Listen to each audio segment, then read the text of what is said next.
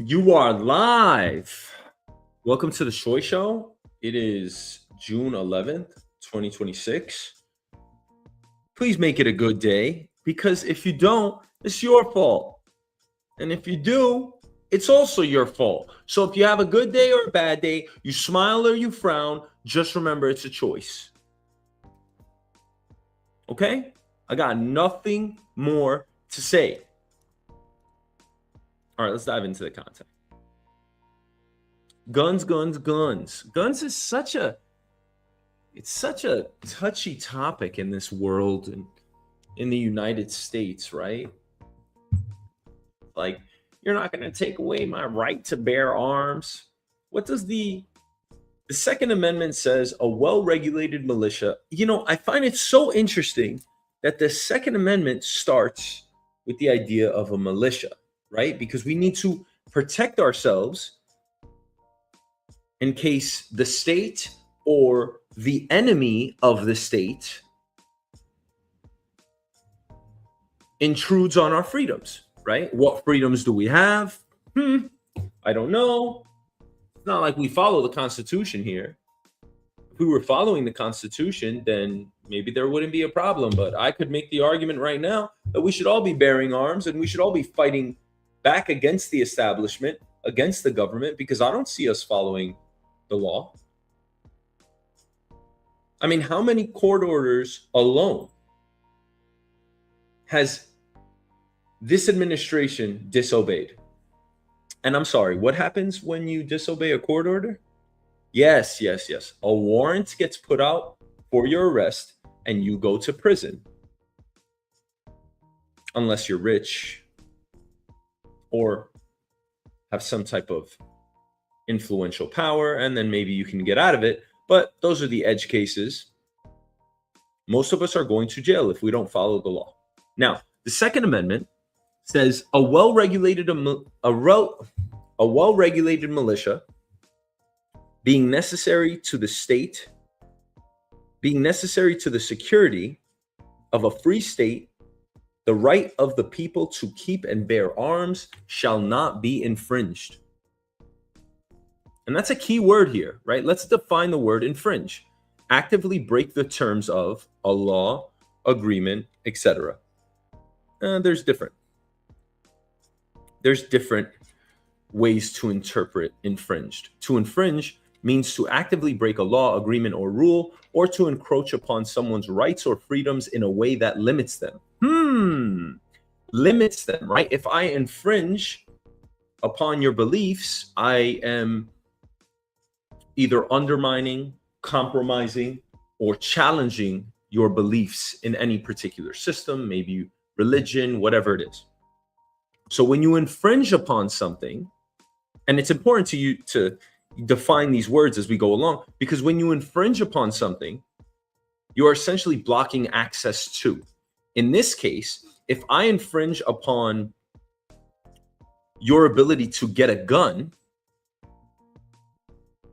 then I may be violating your Second Amendment. That's the widespread general interpretation of this constitutional text. The Second Amendment. It is your individual right for self-defense. Of course, applicable to all states, meaning that state and local governments are restricted from infringing on this right. And of course, you have public carry rights. The Supreme Court has affirmed that individuals have a constitutional right to carry firearms in public for self-defense. Of course, that depends on the state. But what I find very interesting here, as far as the Second Amendment is concerned, is that it starts with the idea of a well-regulated militia being necessary to the security of a free state. So what is that implying? Does the right only exist because of militia service? Or does an individual person have the right to own a gun? Now, the Supreme Court law will say that it is an individual right just to have a gun. But the militia phrase is still part of the amendment. That word is extremely important. The court's basic reading is that a militia clause explains one reason the right was protected, but it does not erase or limit the operative clause, the right of the people to keep and bear arms. So essentially, the modern answer here is that the Second Amendment references a militia, but the Supreme Court currently treats it as protecting an individual right to keep and bear arms. It's very interesting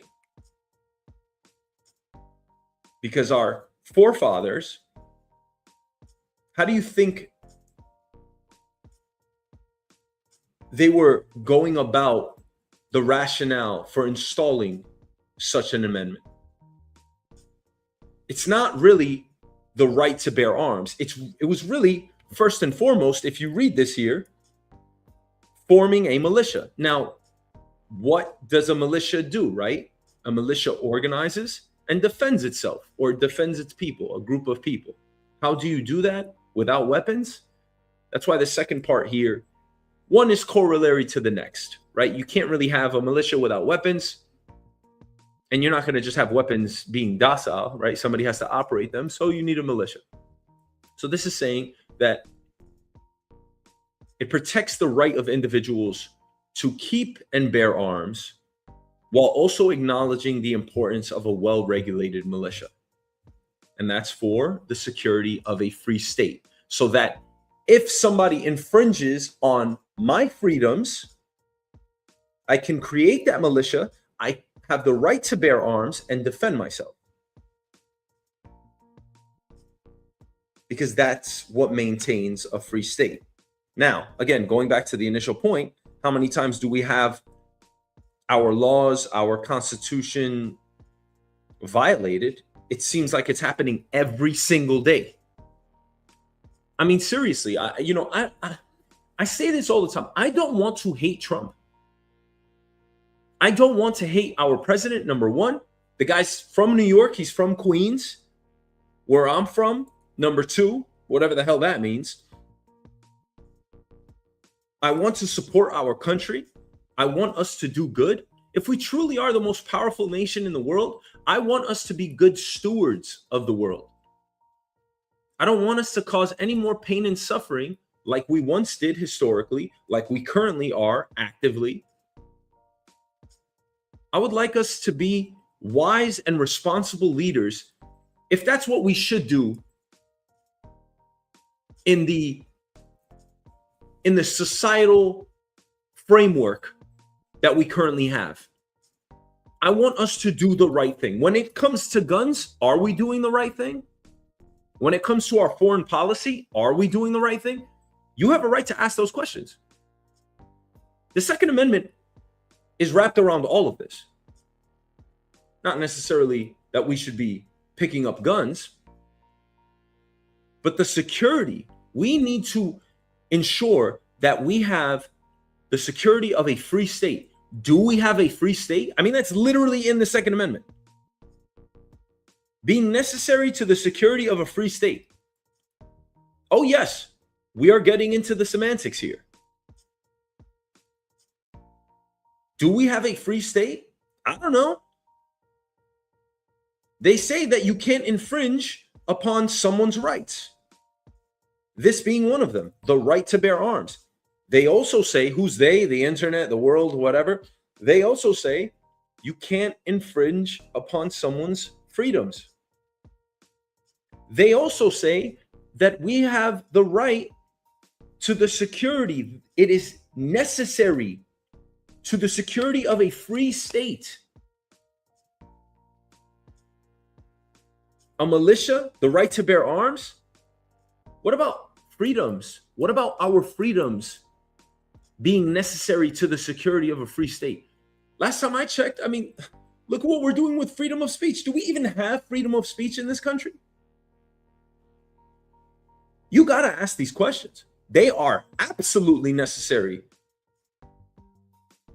to the maintenance and security of a free state, our free state. what I see from our administration, and again, I don't want to hate this administration. I don't want to hate our leadership. And I don't hate them. I disagree with them. I'm not going to hate anyone, but I completely disagree with them. They are wrong on a lot of their policy. It is misguided. I'm not saying that I know better than them, but a lot of it does not make sense to me. And unless it's explained to me with some good moral judgment and fair rationale, I will continue to ask questions. I will continue to condemn policies that I don't agree with. One of the main ones, of course, being, why do we support Israel? And again, that's a very touchy topic for a lot of reasons, right? Some people call them the necessary evil. Some people, say that we should have nothing to do with them. But we come back to this idea of a free state. Do I see a free state upon us, living in a free state? In some regard, yes, I could do a show like this. But in many cases, no, I don't. I see protesters being killed. Protesters were killed in Minneapolis. That is damn near unforgivable for me. It is very hard to look the other way on our own people being killed because they want to silence their voices. It's instances like that that make me question, what type of country we're living in. The constitutional text, again, it starts with saying that we can keep a militia. Then it says we have the right to bear arms. So what's happening in this story? Well, a Virginia judge shut down universal gun background checks in their state. Now, of course, you have the federal law for guns. And then right now in all 50 states, so what does the federal aspect of all of this say? The federal aspect says that everyone has the right to bear guns, right? To bear arms. And that comes by way of the Constitution, when we want to follow the Constitution, by the way. And a Virginia judge is saying that a universal background check tied to private gun sales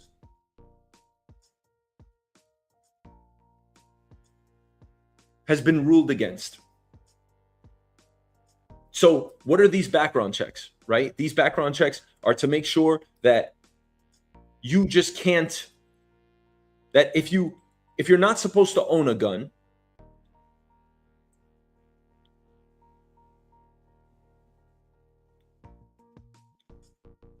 that you shouldn't have one, right? So if you have any mental disabilities, if you were a felon, if you have some fugitive status, whatever it is, certain domestic violence convictions, you can't own a gun.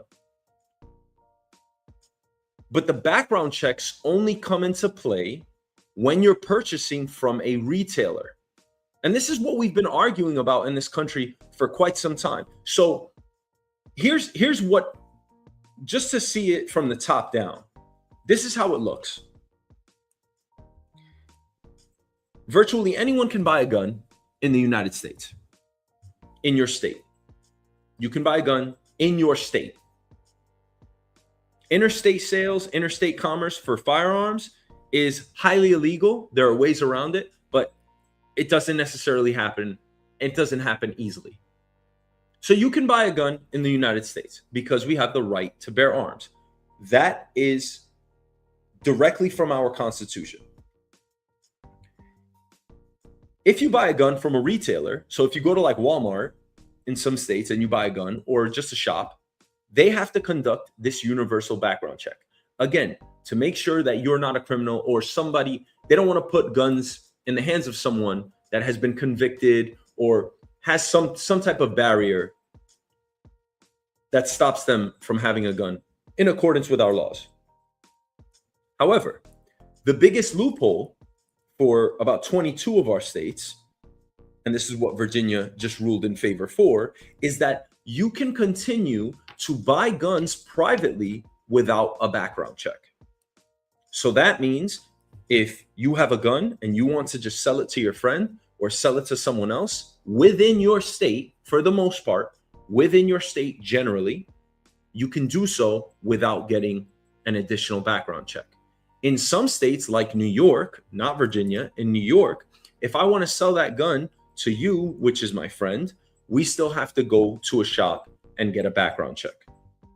Now, why are background checks important? Well, it depends, right? We've already ruled that multiple people in categories, people that have had domestic violence convictions, people unlawfully being in the United States, certain dishonorable discharges from the military, fugitive statuses, felony convictions, we've already ruled that they can't have a firearm. They are ineligible to buy a firearm. So if you don't know that about me, and that's why we do the background checks to begin with, right? Because we don't want guns in the hands of those people. The biggest loophole is that you could just buy the gun privately. So then, is there really any friction to buying a gun? I don't think so. It seems highly accessible to me, which is probably why we have so many shootings here.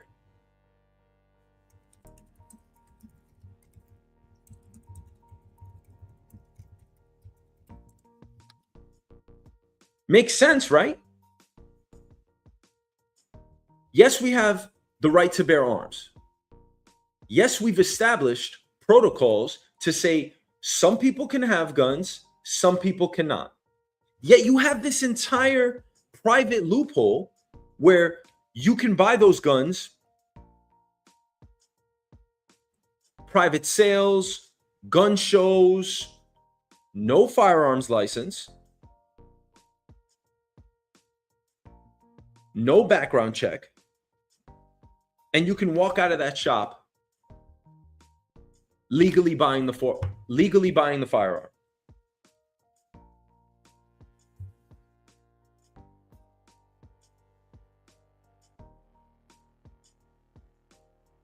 I mean, that could literally happen on something like Facebook Marketplace or Craigslist. So under federal law, licensed gun dealers have to run background checks, but federal law does not generally require unlicensed private sellers to run background checks. So then why, if I really want to get my hands on a gun, why the hell would I go to a retailer? It's a huge loophole. It really is. Look, I'm in the camp that if you really want something, like if a 16-year-old, what are our statutes, right? You can legally drink at 21 years old. If a 16-year-old really wants to get their hands on alcohol, they can go in mommy's liquor cabinet. They can steal some beer from daddy in the fridge. They can go to their friends. They could ask people on the street to buy it for them. There's always going to be a way. However, we have to look at the accessibility aspect, because if it's more accessible, people are more prone to using it. That's why they say don't stock your cabinets with junk food. Don't bring it in the house because it's accessible. Look at what we're doing with sports betting. Do you think sports betting is a net benefit for society? If you do, then maybe you don't care. If you don't, then having the ability to bet sports live all day, every day, maybe you consider that a detriment to society. Guns kill people. This is a very peculiar aspect of our world, really. It is man-made. It is a decision between life or death. You have humans involved. And you know, humans, I mean, all of us got some mental problems, right? All of us are a little kooky up here, right? All of us, little kooky, you know? I don't know. I like using words like that, right? A little kooky, a little loopy. Why would you give a little loopster a gun? And of course, gun advocates will say, no, we already have enough measures in place. It's a slippery slope. If you let them take away your gun rights even marginally, eventually they'll come for the whole thing. It doesn't work out that way. We're talking about this private loophole. We are talking about private sales. Because what you're effectively saying is the medium, right? The avenue in which they buy isn't so important here. I don't give a shit if you go to a retailer. I don't care if you go to, I don't know, I guess a thrift shop would be a retailer. I don't care where you get it from, a gun show. It doesn't matter where you purchase it, or you purchase it from a friend. But why would we not verify if someone can legally obtain the firearm, no matter which way in the means they retrieve said firearm? So I don't care how you procure the arm, the gun. Why on earth would you be able to sidestep a background check? So it's just like, so this is what you're effectively saying, because you are creating new avenues for accessibility. You're saying, hey, everyone in the United States has a right to bear arms. Everyone can go buy a firearm anywhere. We require background checks when you do. But just in case you can't pass a background check, just buy private. And you could do so in this dark alley over here. In the shadows, you can buy a firearm. So then, I mean, how is that not a glaring loophole? You are literally reading, like our Supreme Court should be and the Supreme Court just ruled on this, right? But our Supreme Court should be looking at our Constitution with a 360 view, shouldn't they? I mean, that's why they're in their positions, right? They should be saying something along the lines of, well, everyone has the right to bear arms and everyone has to get a background check. But what about the people that can't get a gun? Should we give them any avenue other than illegally purchasing it? Because the problem is you are allowing all these private sales to occur at gun shows legally. There is no legal ramification for purchasing in a private sale. And guys, look at these gun shows. I mean, guns. We don't have a gun problem in this country. We don't. There's over 40,000 gun deaths a year. That's what our forefathers, that's what our Constitution is based off of. Like that, is that what our Constitution promotes? We want tens of thousands of gun deaths in the United States. Again, I'm not against guns. I'm just saying that it's such an ass backward policy, right? And again, let's just speak normally here.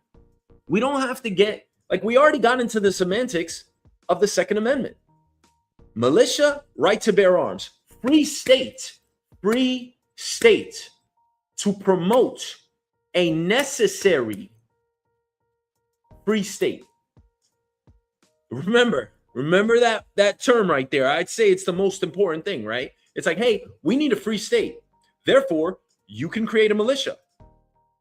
Therefore, you can have guns, because a militia needs guns to protect a free state. It all comes back down to our freedoms, which again, I believe have been infringed upon by our own administration. They're doing it today.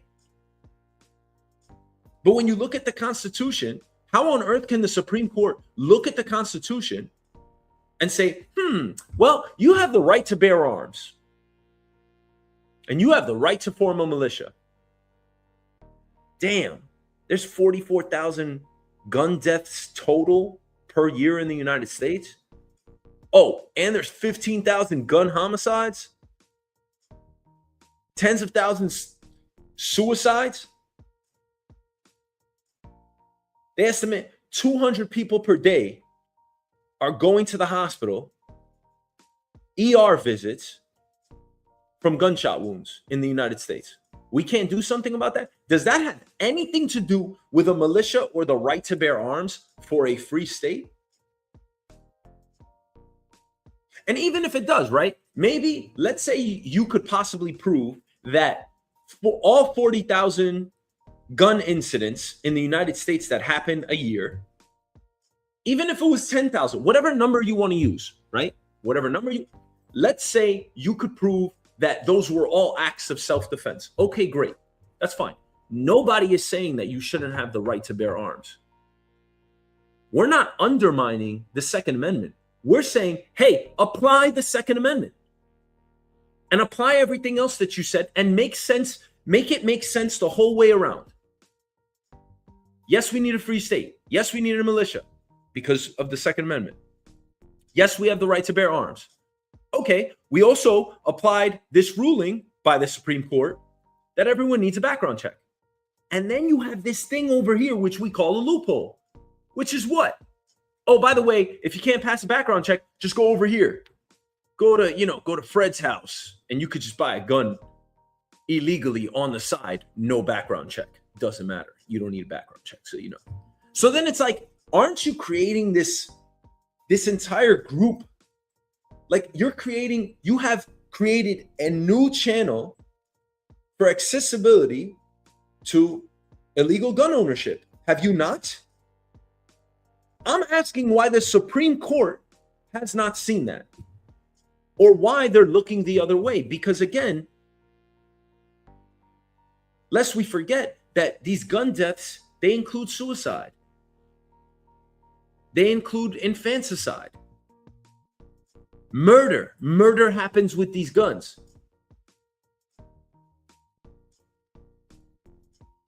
Is it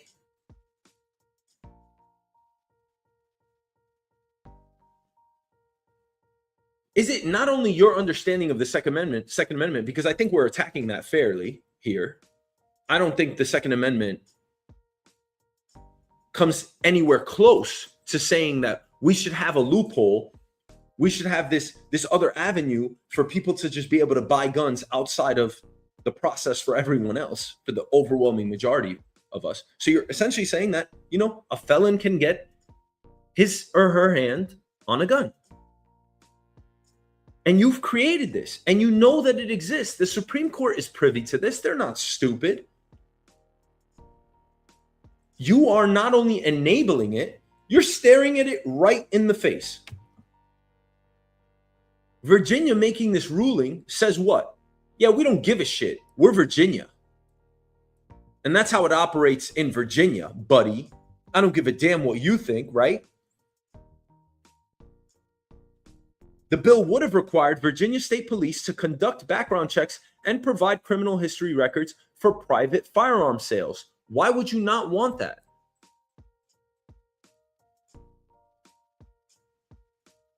Is it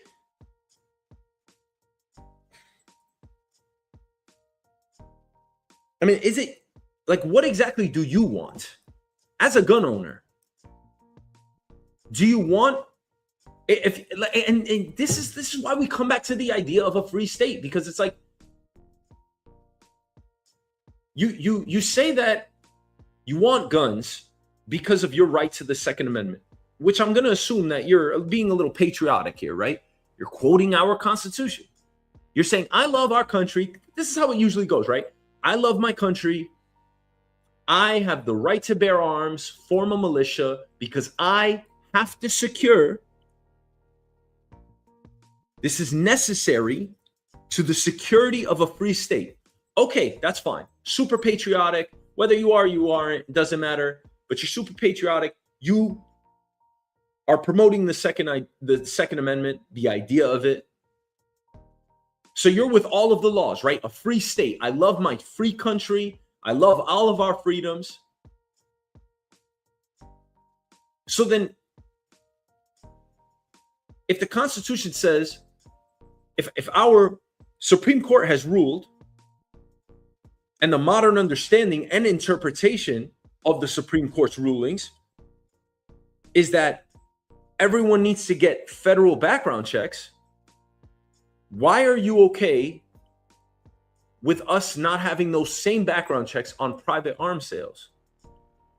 Who is it excluding? They say 18 to 20-year-olds. Why would it exclude them? If they can buy a gun in Virginia, they should be able to do so. Just get the background check.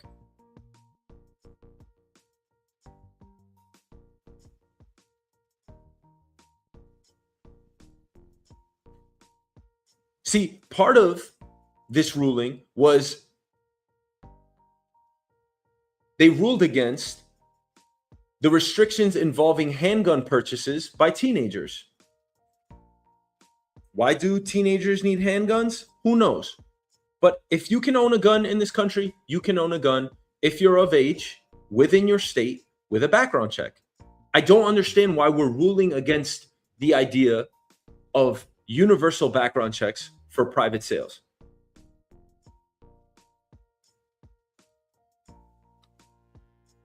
I mean, this is true across the country. If you walked into a licensed gun shop in any state, the standard process is that if you fill out the federal form, the dealer submits your information and the background check system checks whether you are legally allowed to buy or own the firearm. But the gap here, of course, are the private sales. When one person sells a firearm directly to another. No licensed dealer involved, acting as the seller, two private parties. Under federal law, licensed gun dealers have to run those background checks. But federal law does not generally require unlicensed private sellers to run background checks. Are you okay with that gap? As a Virginian, are you okay? And this is the precedent that we're sending. This is the same precedent that half of America abides by.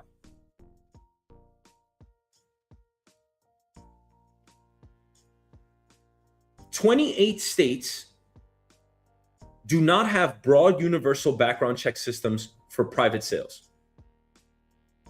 So less than half of America requires these background checks. That doesn't sound a little unsafe to you?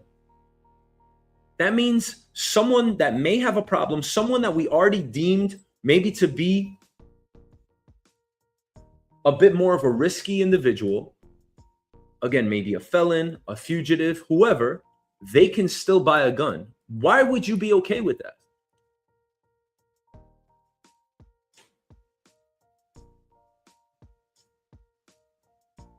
And if you think this is infringing on your ability, right, to come back to the word, right, to come back to the Constitution, right, you can't infringe on someone's rights, even though we do it every single day in this government. This is not a security clearance. No one's interviewing you. No one's speaking to your neighbors. It's a database eligibility check. The buyer fills out the required federal form. The licensed dealer sends that information to the National Instant Criminal Background Check System. And they look at whether the buyer is prohibited from receiving or owning a firearm. So you're telling me the difference between doing that in a shop versus doing that privately should change. Well, guess what? If someone isn't eligible to buy the gun from the shop, they're just going to go buy private. It happens all the time. There are documentaries on this. So the fact that we've been debating this for decades tells you a lot about our leadership, doesn't it? What are you doing? How are you protecting Americans?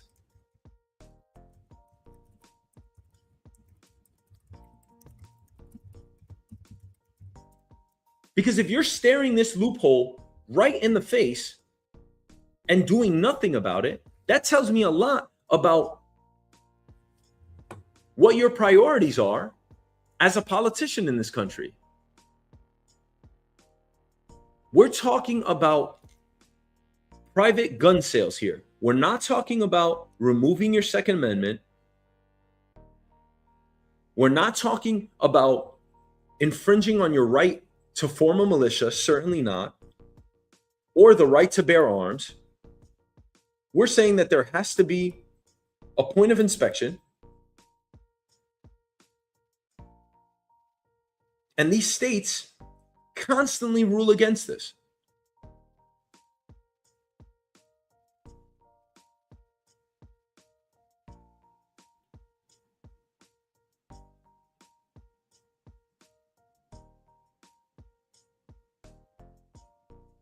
And I'd like to know what your thoughts on this are, because, I mean, guns can't be safe.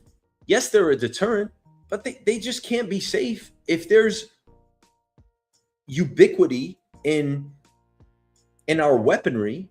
If it's more accessible, people will use them more.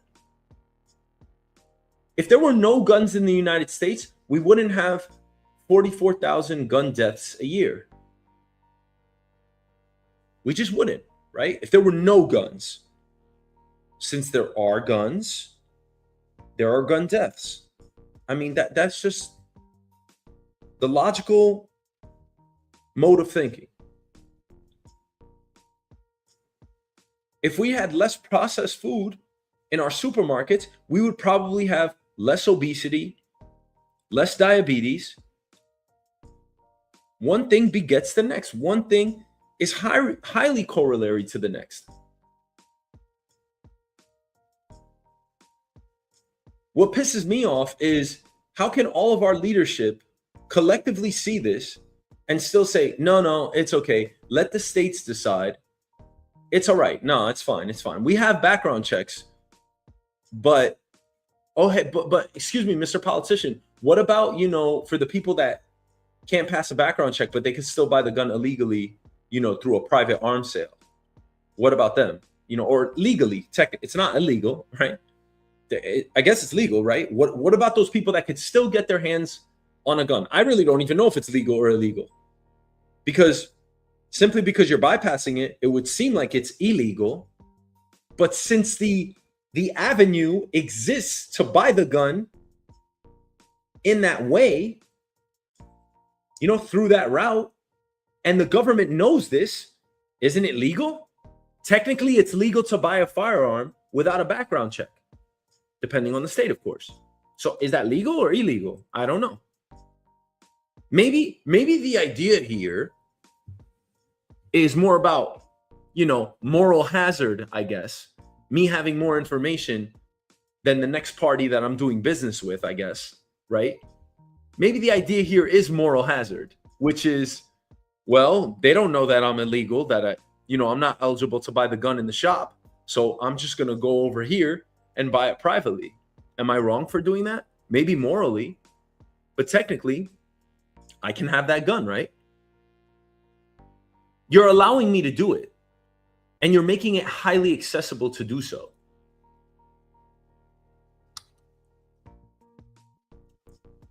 And I think about all of the families, all of the people that have to deal with these gun deaths, with whatever it is, right?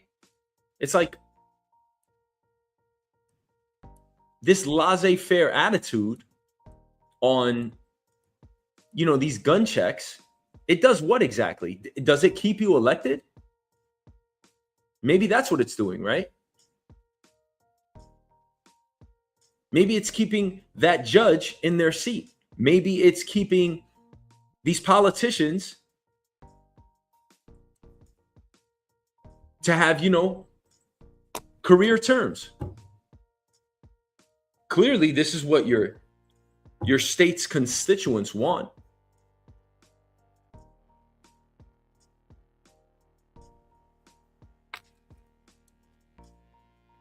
All right, let's get into our next topic.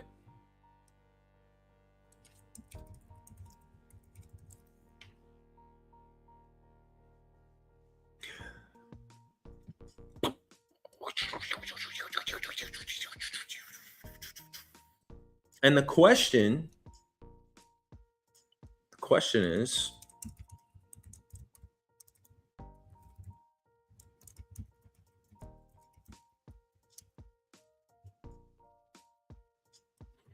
is sports betting good for society?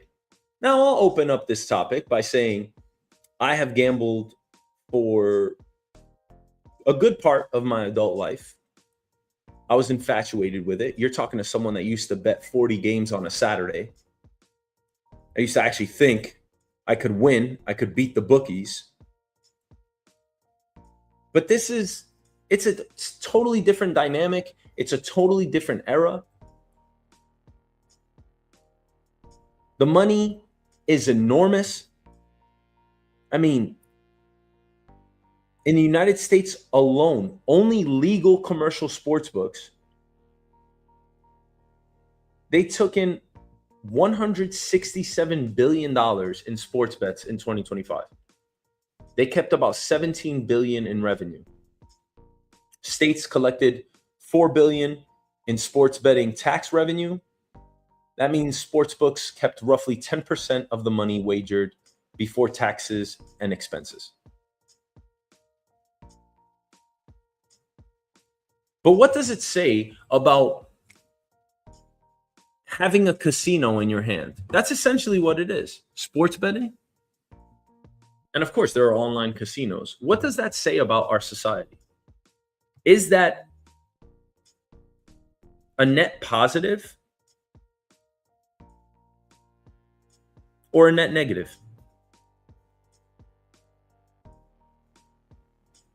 I mean, in the United Kingdom, they've been betting on sports since the 1960s. They've had shops all over. It's existed for a long time. I'm asking you whether you think this is a net negative for society. Do you want a casino outside of your home?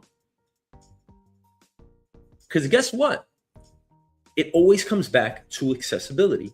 If I have a casino right outside of my house, I'm more prone to going out there and gambling my money away, am I not? If there's no casino, then I won't have a place to wager my money. If I have DraftKings or FanDuel or whatever on my phone, I mean, I could literally place a bet with under 1 minute, in seconds. Is that good or bad for society? Well, number one, being on our phones is bad enough for us. Number two, now I'm wagering my own money. I don't know that that's a good thing for human beings. Is it in your eyes? Does it also change the risk around sports integrity? I don't know. What happened to boxing, y'all? Boxing is infamous for being the primary sport in the last century that made us doubt that what we were seeing was actually real on television, right? Boxers throwing fights. And we're seeing it all the time now. Are we not? Because now there's a huge difference between betting on the final result of a game and betting on smaller outcomes inside the game. So right now, we've gone from, this is just a huge transformation in sports betting. We have gone from betting on entire outcomes of events versus betting on these prop type bets, which are, this guy's going to make 3 3-pointers in a game. So guess what happens? And it's coming out by the day. We are hearing the corruption. We are hearing these stories of suspicious activity on a daily basis. You think leagues can actually monitor this? We see players all the time betting on their own teams. Of course, a full game fix is harder in any major sports team because there's so many players, coaches, officials, cameras. There's too much involved there. But the smaller bets, that creates an entirely different risk class. You can bet on rebounds. You can bet on fouls. And that can be affected by one single player, one piece of information, one decision. That's where the modern risk is different from older sports betting. So again, boxing was historically vulnerable because one fighter, one judge, one referee, they could have a major effect on the outcome. Team sports are way harder to fix. But now individual actions inside a team sport can still become betting-related integrity issues. In 2024, the NBA banned Jonte Porter for life after a league investigation found he disclosed confidential information to sports bettors. Also in 2024, Major League Baseball placed Tsupita Marcano on the permanently ineligible list for violating MLB sports betting rules. He bet on hundreds of games while he was with the Pirates. 4 other players received 1-year suspensions in the same announcement. In 2026, this year, the NCAA found that 4 former Alabama State men's basketball players were involved in game manipulation tied to sports betting. Reuters reported that the case involved a December 2024 game against Southern Mississippi and that the players were paid $2,000 by the bettors. What did they pay them for? Oh, I don't know. Don't make a shot in the third quarter or get 10 points in the third quarter. How can you police something like that? Somebody's giving them cash on the side. You can't even see their activity. It's the same thing with the SEC when it comes to insider trading. It's the same type of problem. So now, not only did we introduce sports betting into society, at least legal sports betting, which it becomes a lot more accessible, right? People always like to reference the black market. And the black market, some people estimate that the black market is 2 to 3 times larger than any one legal market. There are estimates out there. Depends on what you're selling, what you're procuring. However, let's assume that the legal betting market is equivalent to the black market for sports betting. So let's say it's roughly, I don't know, $200 billion.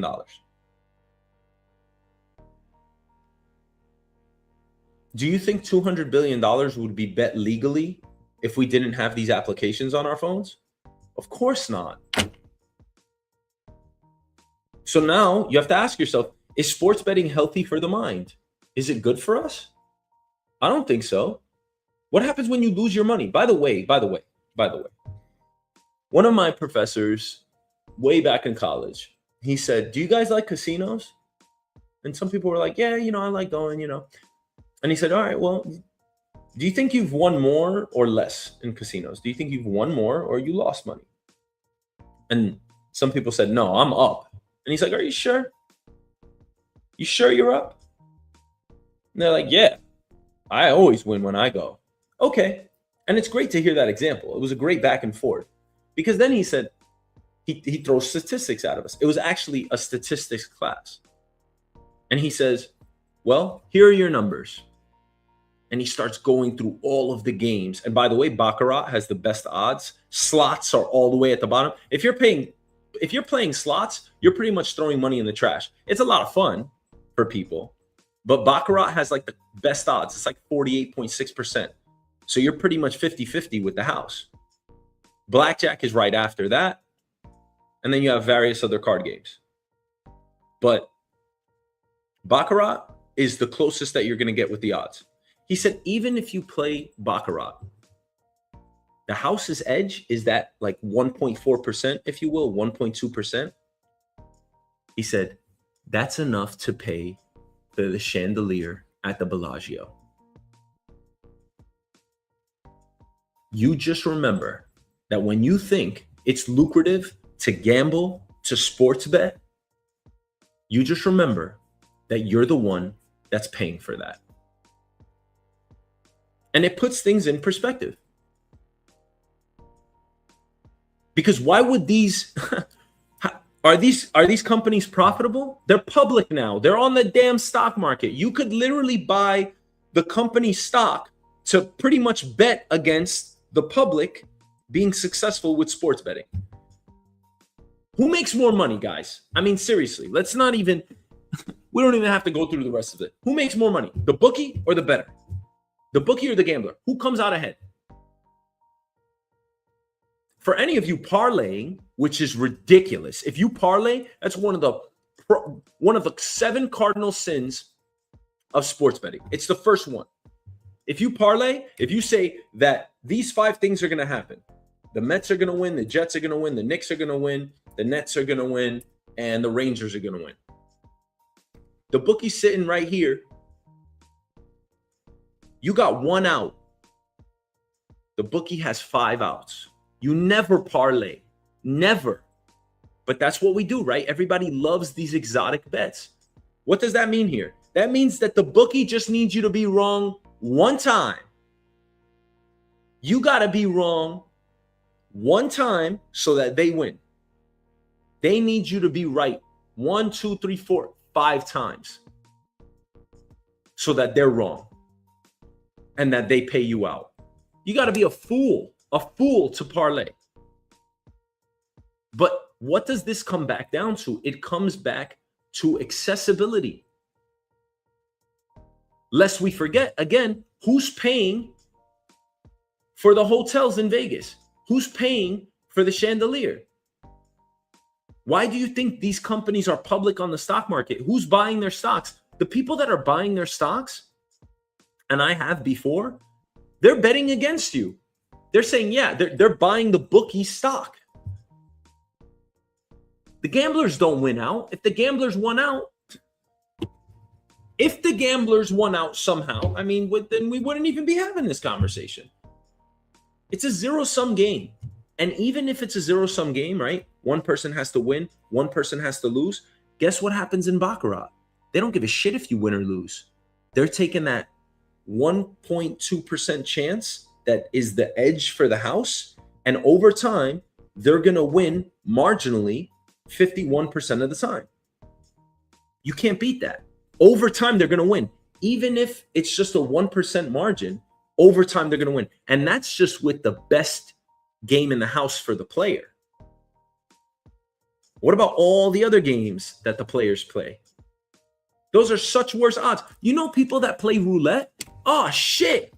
Roulette is like the worst game out there, but people love playing it.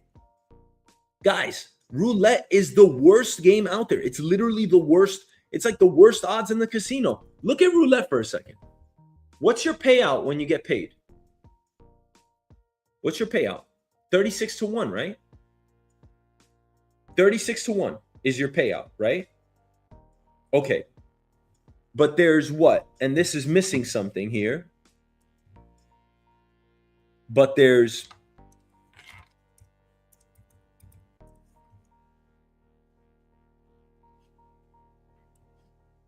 when you play roulette, this is the roulette table right here, right? Trying to get you a good roulette table.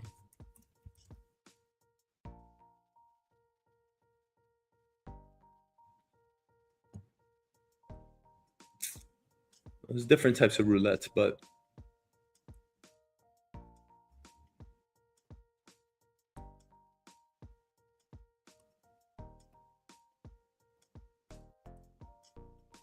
when you play roulette, right? Roulette's fun. It's a lot of fun. They're throwing a ball and it's got to land and it's jumping everywhere. That's the whole point, right? It's trying to intrigue you. It's trying to lure you in. What's your payout in roulette? What is your payout in roulette? A bet on a single number, which is the highest payout, is what? 35 to 1, right?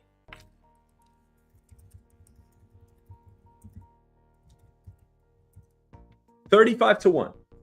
How many numbers are on the board? Your payout is 35 to 1. But how many numbers are on the board? 38. 38.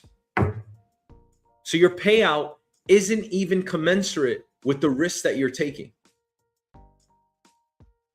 There's 3 extra numbers, like dead numbers, that you're playing into. Now, of course, you have to hit your number. But again, your payout isn't commensurate with the risk.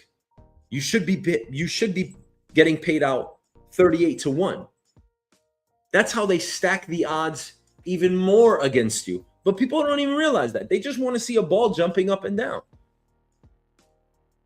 So again, who wins every time? The bookie always wins. It doesn't mean that casinos are fixed. It doesn't mean that sports are fixed. But now you have an entire class of integrity issues coming into the fore. For all of the people that they've caught so far in boxing, in baseball, in football, in basketball, how many people didn't they catch?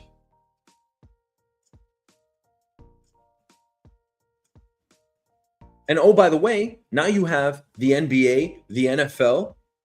They're making DraftKings, FanDuel, co-official sports betting partners, giving both companies rights to integrate NBA assets into their betting and fantasy platforms. Does that raise a new issue for you? Does that undermine the credibility of the leagues? I don't know. The leagues are responsible for protecting the integrity of the games, but they also have a commercial relationship with the sportsbook companies. It doesn't prove corruption, but it does mean that both leagues, the NFL and the gambling ecosystem, are financially connected. Does sports betting automatically ruin sports? I don't know. People care more about outcomes. Sports leagues were created for us to have some form of entertainment. Do you think gambling is healthy for the average human being? No. I mean, I do not. I think it's a net negative on society. If there was a casino right outside of my house, I would think that's a problem for me. If there's a McDonald's right outside of my house, guess what? I got to pass that McDonald's every single day. It's way more enticing to go in. It comes back to accessibility. Sports betting absolutely creates integrity risks. It also challenges and undermines our mental health. So the question really here is twofold. Should we have this type of availability and access on our phones for sports betting? And should it just be legal across the country? I'm not saying that we're going to go back to, the I think 2018 era when we didn't have access to these sports books. But we are asking two questions. We're asking a few questions, really. Is it about the games anymore? Is it a net negative for society? How do you deal with the credibility issues? I mean, how many times do you see something that's really weird or audacious when you're watching something, like when you're watching sports? You're like, what? That wasn't a foul, or that wasn't out of bounds, or, that should have been a catch, whatever it is, right? You're not even thinking about that along the lines of the game itself, the integrity of the game. You're thinking about it as far as the integrity of your bet. And just to put, a ribbon on this, remember, it's your money that you are wagering here. No, I do not think this is good for society. And I do think it undermines the integrity of all games. What do we do about that? Another topic for another day. Thanks for watching.